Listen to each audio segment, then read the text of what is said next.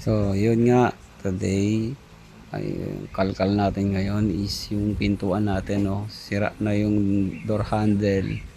Tapos, naiwan kong naka-child lock sa loob. So, hindi na mapagana at di na mabuksan yung pinto. So, yun, no. Tinukuran ko siya ng tornilyo para nakaangat kasi nga, punit na yun. Ang sakit nitong Honda, mga ganitong modelo ay nasisira madalas yung ganyang handle. So, gumawa tayo ng panundot na parang rayos lang na nakakurba para masungkit siya dun sa loob na mabuksan yung pinto. Kaya subukan natin ma-hook siya para at least hindi na tayo mahirapang magkalas ng sidings. So, kakapain lang kung matanggal yung lock. Ayan, konting ingat na kasi baka magasgas ang pintura. Yun, copy na siya. So, kasi pag naka-child's lock yan, naka-child's lock siya. Pag naka-child's lock kasi siya, hindi mabubuksan sa loob, tapos may sira na yung door handle sa labas. So, bubuksan natin yung sidings para makalikot na power window. Top doon na passenger side, ayan, may sasian. So, kaya pinag-aralan ko kung saan siya ko susungkitin. So, yun lang naman yung naka-mount sa kanya dito para dun sa hinge. Ayan o, kailangan niya lang hilahin pababa. So, kaya nasisira to kasi kung makikita nyo nga, isa lang yung pinakapitan niya. So, kada bukas nito, ang napapwersa lang lagi hindi to side. Pero, eto, wala siyang load, pero may pwersa ng pag-open dito. Kaya ito napupunit madalas dito. So, yun o, doon ako sumungkit sa loob. Nagkaroon ng siwang. Para masungkit ko to, nakabalakot ng konti, mahila niya to. Ayun, kaya nagbasa kanina. Ito ako muna reference.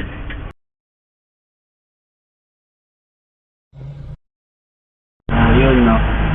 Naka-open na yung sidings natin. At may problema siya sa power window.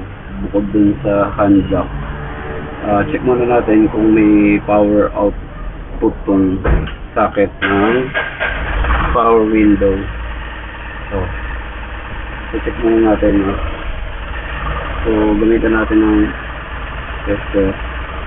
So, tingnan natin kung may supply niya. Meron. Okay. So, kabit natin itong socket para malaman natin kung functional ba siya. So, press. Pag itong pangatong line na pula, supply. So, wala yung up means para doon siya sa baba. Yun, no? Okay. Itong kabila, ito naman yung up. Ayan.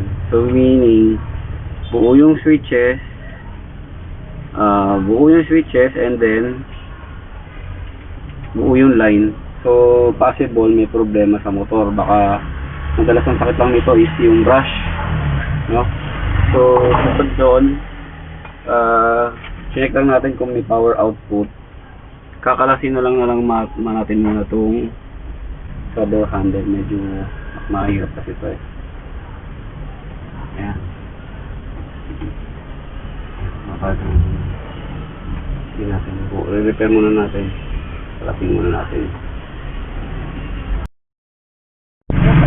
yung outdoor handle. Ito, tanggalin ko to para madaling pitin doon sa loob ng 10mm. Ayan.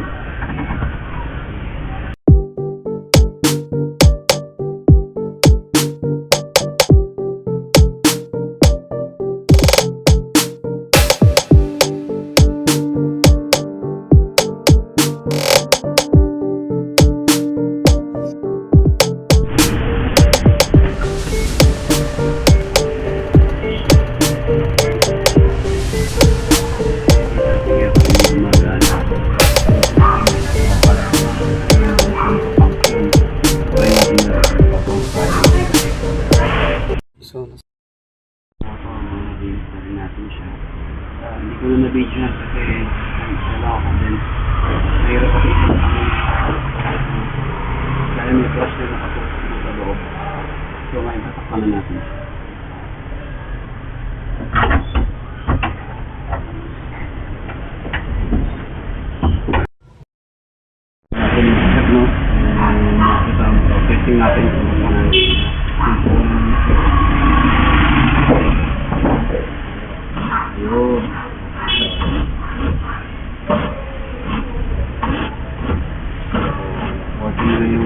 natin. Linis pa natin yung loob kasi big.